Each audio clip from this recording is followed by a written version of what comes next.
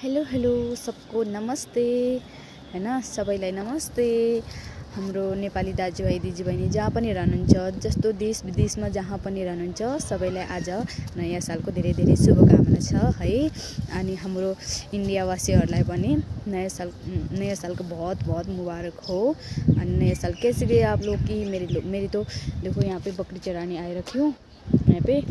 और क्या बोलते हैं, ठंडा इतना बहुत ज़्यादा है ना यहाँ पे, मौसम बहुत ख़राब है और ठंड भी है। तो मेरा नए साल तो यही है, मैं अकेली हूँ बकरी के साथ। मेरी बेटी घर में सो रखी सुतिरहेछ अनि म चाहिँ बाख्रा चराउन आएर छु यहीँ पासमा। अनि हजुरले के बनाउनु भयो, के गर्नुभयो, कस्तो गर्नुभयो?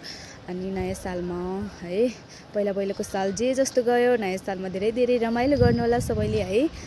अनि फेरि पनि सबैलाई happy new year, by by.